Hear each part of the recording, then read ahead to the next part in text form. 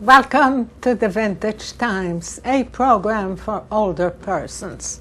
On our program today, we will talk about bladder and pelvic health. This is the second in a series of programs we present on bladder and pelvic health. Many older people suffer from the lack of bladder control, also known as urinary incontinence. Urinary incontinence is a big problem because it can limit our daily activities and affect the quality of our lives. Last program, we talked about general aspects of urinary incontinence. Today, we will talk about effective treatment options, and we will demonstrate some exercises that can help. With me is Christine Cornell, who's a master trainer at the Advocate Good Samaritan Hospital Wellness Center. And thank you, Christine, for coming back. You're welcome.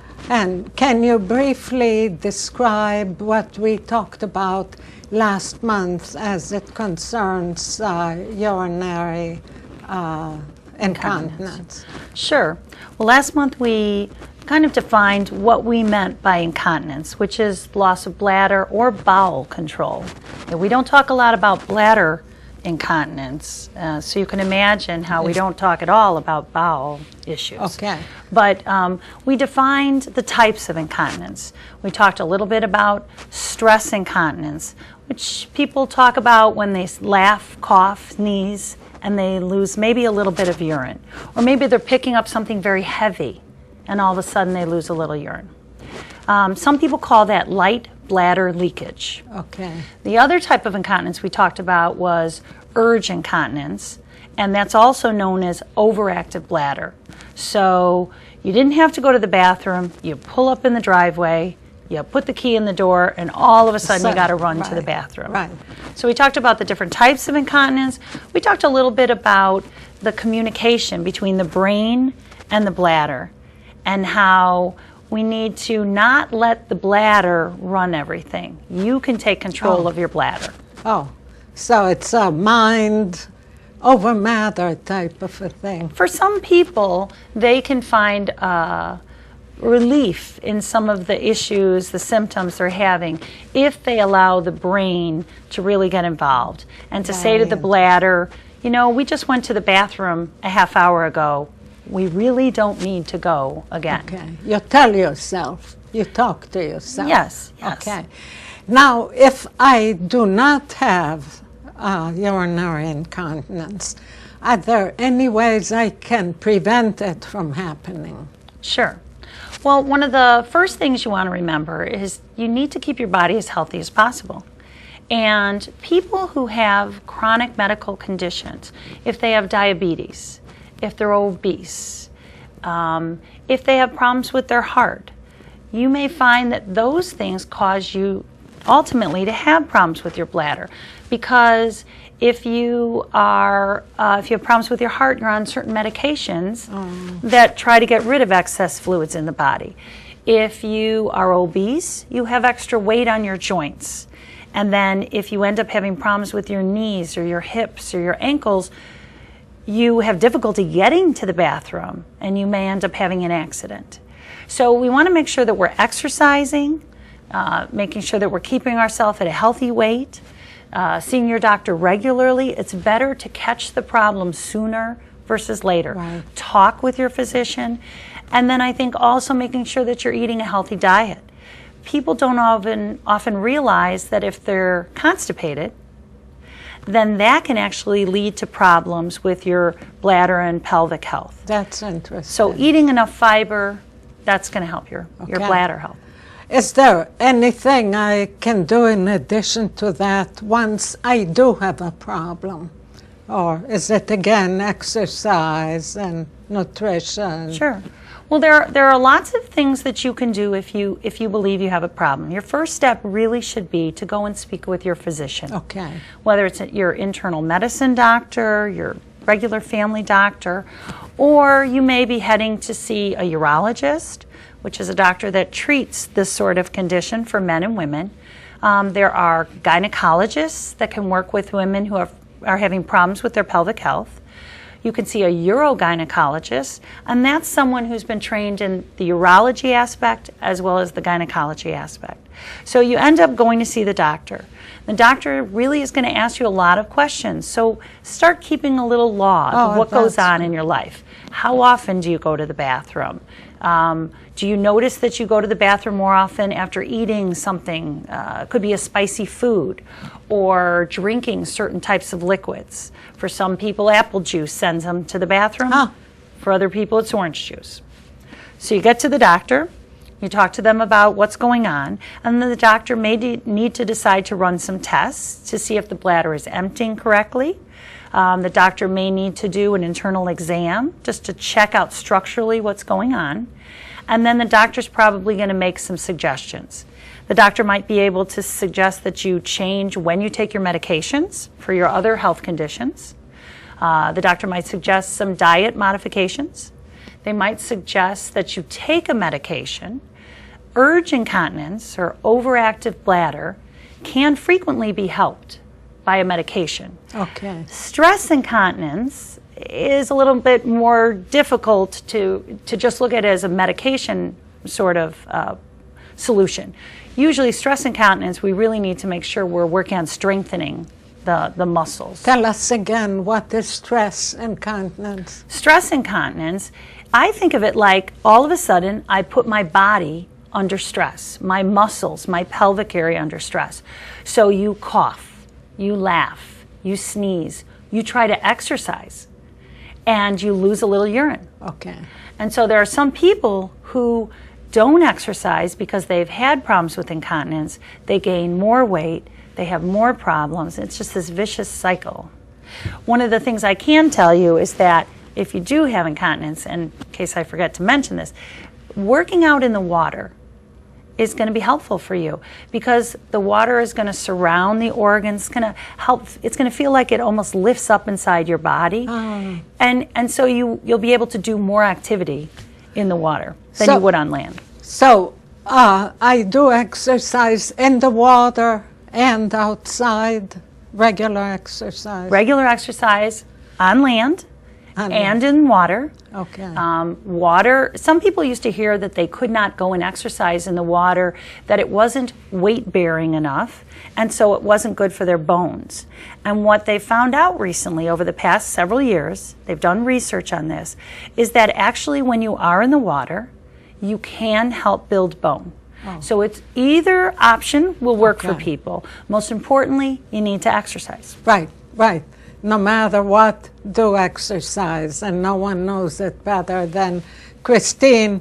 You just taught a class at the pool, right? Right. Yeah. Ran out of the pool to come over here. So to get back to urinary incontinence, what about drinking water? Do I drink a lot or not enough? Sure. Well, one of the things we find is that as people get older, they sometimes lose their thirst, and they forget to drink water. So it's important to maybe keep a log for yourself. See how much water you're drinking. I recommend that people fill a pitcher of water, put it in the refrigerator, use that water, and then at the end of the day, you'll be able to see how much you're drinking. In terms of drinking too much water or not enough water, one of the things you can do is check the color of your urine. Okay. So later on, we're going to talk about a packet that people can pick up at the Wellness Center. In that packet, we'll have a urine chart. It'll show you the color of the urine. Okay. And if it's totally clear and you're running to the bathroom all the time, you're probably drinking too much. If your urine is more of a golden color, you're not drinking enough. And the amount of water you need to drink and the amount of water I need to drink is going to be different. Okay. It's going to be different based on how active you are, but your goal should be to drink several glasses of water a day, and then increase it if you're exercising. Okay. Especially if you exercise in the pool, because the pool water surrounds your body, and it basically helps kind of pump out extra fluids after your workout. So we want you to drink the water, and try to pace yourself. If you're worried that you're going to go somewhere and you don't know if there'll be a bathroom, and so you don't want to drink water, remind yourself to drink the water about an hour and a half before you leave. And then you'll be able to go to the bathroom and then be able to do your... So it's a conscious effort continuously to do the right thing. Drink enough water, but plan your day when you drink it. And many people worry if they drink too much, they'll have to go to the bathroom a lot. So sure, and I think that we need to recognize that for someone who has incontinence problems, it's very scary, it's very embarrassing for them to all of a sudden lose their bladder in public. So they do have a tendency not to drink water. But it actually has the opposite effect of what you would like it to be. Instead, the bladder gets irritated because you don't have enough fluids in the bladder. The urine is very concentrated. So what you need to do is drink water to dilute the urine, and your body won't have that conversation, and the bladder won't keep saying, you got to go to the bathroom, you got to go to the bathroom. So I make the kind of analogy that it's like having lemonade, and you didn't put enough sugar in the lemonade. So if I gave you lemonade, you would go ahead and kind of pucker, and that's what your bladder does. So giving it some more water is going to help. Just space it out a little bit. If you don't drink 4 glasses of water a day, don't drink 4 and then run to the mall. Build up. Very good. Now we talked about the importance of exercise, the importance of diet, weight control, hydration. If this still doesn't work, are there devices that can help me? Sure. So yes, there are devices. One of the things your doctor may suggest is that you go and you see a physical therapist. A physical therapist who specializes in this area of the body can go ahead and work with you on scheduled toileting, making sure that we start out by keeping your body dry. So they're going to say every 2 hours, perhaps, you're going to go to the bathroom. And we're going to get you to a point where you're going to be dry. Then the next step might be what they call bladder retraining. And they might say, now let's just try and space it out a little bit longer. Can you wait 5 more minutes? Amazing. Yeah. Then they're going to go and they might talk to you a little bit about what are some of the problems that you have in your pelvic area. Do we need to do something called biofeedback, where they can work with a computer system and they can help you understand, are you doing the exercises correctly that they want you to do to retrain the muscles to get them to support all the organs. So that would be a type of device. The devices they use, they always explain them. They always give you information on what's going to happen. And because it can be scary when people talk to you about using a device somewhere on your body. Device sounds scary. Right. But there are things you can use. And for some people, surgery is not an option. So there are some devices you can use to help if you can't have surgery. You can use something called a pessary, which is a small circular item that you bend. The doctor can work with you and they can insert it in the body and it supports all your organs. Wonderful. Or you can use something called a plug that's inserted in the urethra and can help give you some relief from losing urine all the time. And wonderful. So there's so much help out there. Now, do you have programs at your center that can help me? Yes. So first of all, we have many exercise programs that could help, many water aerobics classes, so to keep you as fit as you possibly can be.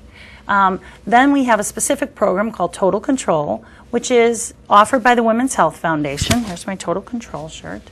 The Women's Health Foundation developed this program with the assistance of doctors at several of the leading hospitals in the Chicago area, so Rush Hospital, Loyola, and what they did is they tested out certain exercises and certain imagery with different groups of people, And they found that if you do the exercises a particular way, then we can kind of duplicate that success for most people. Okay. So they had 2 studies. One was with younger women, and another study was done with women who were 65 to 94 years old. Wow. And they found that over 80% of those people found a relief in their symptoms doing the program. So it's called Total Control. Total Control. And you teach it at the Wellness Center at the Good Samaritan Hospital. Currently we teach a class in the evening, and then we also teach a class during the daytime. And that class that we teach during the day is offered to men and women. Because this is a problem for men as well. Okay. And over 80% of the people who have a problem with incontinence can find relief. Wonderful. That's the best news. That's wonderful. Is there any literature that you can recommend or give out at the center? Sure. So at the center, we are going to have a packet of information for people. It will have a handout that'll talk about tips for a healthy bladder, things you can do to modify your behavior.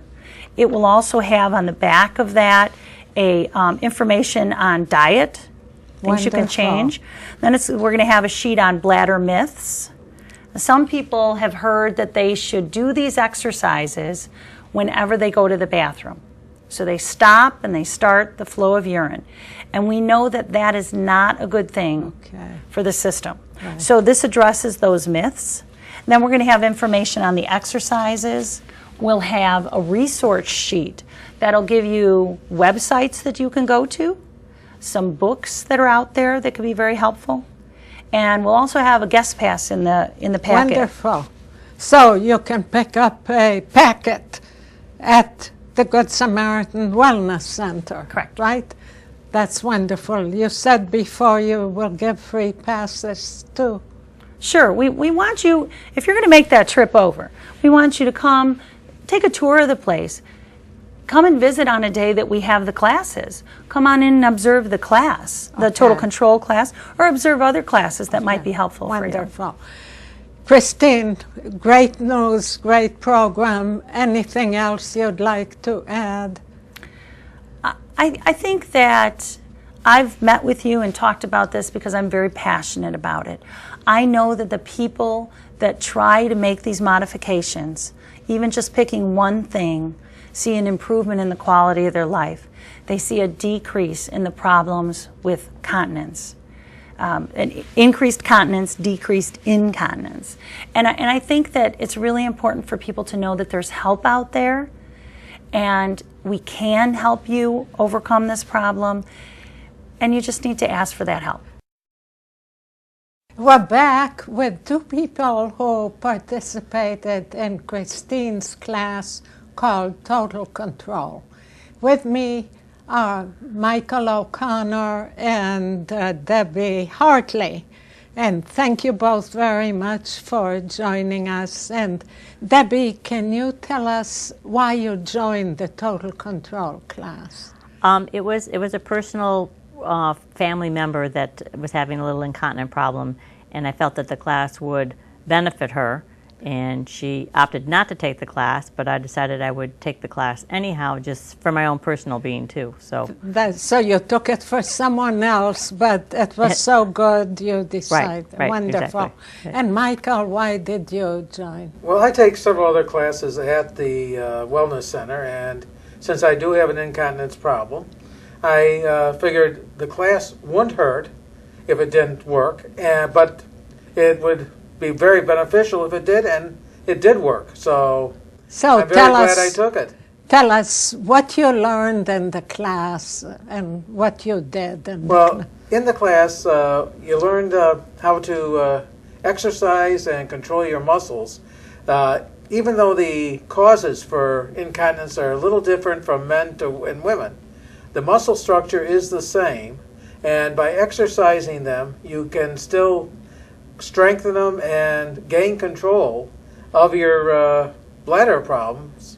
Yeah. So have they helped? Yes, they have. They have done helped very much. And the main thing, though, is to continue exercising at home. And all the exercises that Christine teaches you, you can do at home. So you can continue even though the class is ended. Well, that's important. And Debbie, what did the class do for you? It actually taught me how many people really actually have the problem and how hush-hush and swept under the carpets it's been kept for so many years, and which Christine probably had said to you at some point, that some women go 7 to 12 years before they'll even mention that they have a problem, even to their personal doctors. And then they finally, you know, well, there's help out there, and I wish more people would take the class. Everybody can benefit from it. Can you describe shortly what you do in the class? Well, basically, it should be like an hour and 15-minute class, and basically almost an hour's worth of exercising you're doing with them, because there's quite a few to do.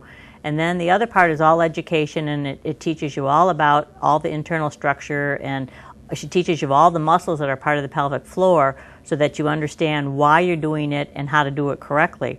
And it like you say, you can't feel it. You just know when you sneeze, you don't have to cross your legs anymore, or you know, if you laugh, that you sit there like, oops, you know, Yes. it just doesn't happen anymore. So, can you add to that? Well, I think that the everything Debbie said is, along with you know, basically the great part of the class. The problem, you know, incontinence, you know, really changes your life in so many ways, and by able to gaining control, and especially as you get older, you know, you're always having to look to make sure you know where the washrooms are. You always are worried about if you go into you're in a restaurant or you're in a show or a play, you know, will I be able to make it to the first, you know, intermission or not? With gaining control, you can put these worries aside and enjoy the activities. So not having control really has an effect on the quality of life. Very much so, yes. Yeah. Debbie, can you add to that? Well, I was just going to say, is when you're talking about that, it's like, again, and I'm sure Christine in your class did the same thing, is that we learned about bladder irritants, and that you realize that, yes, caffeine can affect you, as well as citric juices, you know, like orange juice and stuff like that. And it can maybe affect you where it won't affect me. So it's just like all of a sudden when you realize that, why am I having to go to the bathroom sooner? You have to sit there and say, oh, wait, I did have 2 cups of caffeinated tea or coffee or something like that. But I forgot part of the question. How does it affect the quality of your life? Well, with my mother, it has actually, she's really become more a recluse. She does not want to go out because she's afraid she's going to have an accident, or if she's sitting too long, like if we're having a conversation at dinner, you know, or after we're done eating, she's too afraid when she stands up that there's going to be some leakage. And so she stays at home a lot, and I really see the depression setting in because of it. So it really affects your life, and it affects even my dad that way, because he can't go out and visit his friends because she doesn't want to go. Oh, so it sort of mushrooms. She stays at home. She is less sociable. There's a depression that sets in. It affects other members of your family. Do you feel that? Oh yes, you know, it's whenever you are you know, in a situation like that, it affects whoever you're with, because you know, if you're in a restaurant or something and you have to get up all the time, and you know, it affects the conversation. It affects, you know, other people, you know, around you. Right. Especially if you're like in a booth or something and you got to get up and they have to get you. You don't want to sit on the inside of a booth. They always sit at the edge. You're right. They always. Right. Yes. Yeah. So it definitely has a detrimental effect on the quality of life, and the total control class answers many of these problems. And Debbie, you decided it was so beneficial that you're now an instructor. Right. I mean, it's like you say, it was beneficial, and after taking the class, I realized how important it is for all age groups, whether it be women that are still bearing children and stuff like that, those that have gone through menopause, and those in their later years of life.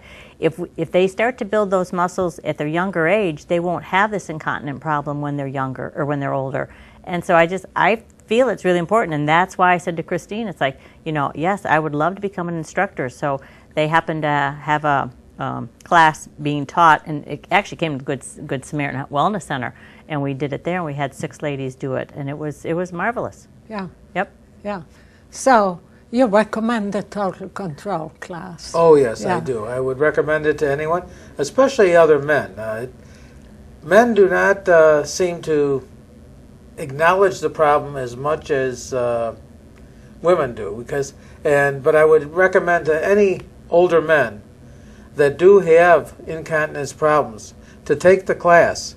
You might be outnumbered because there are more women at our age group than any place we go, but it is worth going, and it is if you want to increase the odds, invite a friend to come also.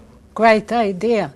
Do you have advice for others, Debbie? Well, there are 2 classes that we teach there, Total Control, and then there's Total Control Platinum. Total Control is where we actually get down on the floor and we do the different exercises that way. If you have, like with Mike, he's had a problem with his knees and he can't get down the floor. There's Total Control Platinum, which is all the exercises are still the same, but you do them in a chair, so you're much more comfortable doing it, and you still get the benefits from it without doing it. So I highly recommend everybody taking the class. I mean, don't wait till you have a problem. Don't sit in your house for 5 to 7 years to 12 years and then decide, oh, you know what, you could have enjoyed life. Exercise is so important, and you know, if they can get out and do it, they'll be so much more happy. Right. Yep. Anything else, Michael? Well, I would just agree with everything Debbie just said. You got to do it, and you got to keep exercising. It's not, you don't take the class and then quit. You take the class and you keep the exercises going, because it's just like any training of any muscles. Even if you're just doing weightlifting, if you stop, your muscles get flabby again. Right. If you stop doing the total control muscle exercises, again you start having the problem. So you have to keep up with the exercises, either through another class or continuing them at home. Wonderful advice from both of you. Thank you both for joining us today, and thank you for joining us today. We hope that you learned that help is available if you have urinary incontinence problems. There are exercises that can help. There's a class called Total Control at the Good Samaritan Wellness Center, and then you can do the exercises at home. So if you or someone you know could benefit from the Total Control class, encourage them to do it. If you have any questions, you can call Christine Cornell at 630-275-2283, or call us at the Township at 630-719-6682. And thanks again for joining us today.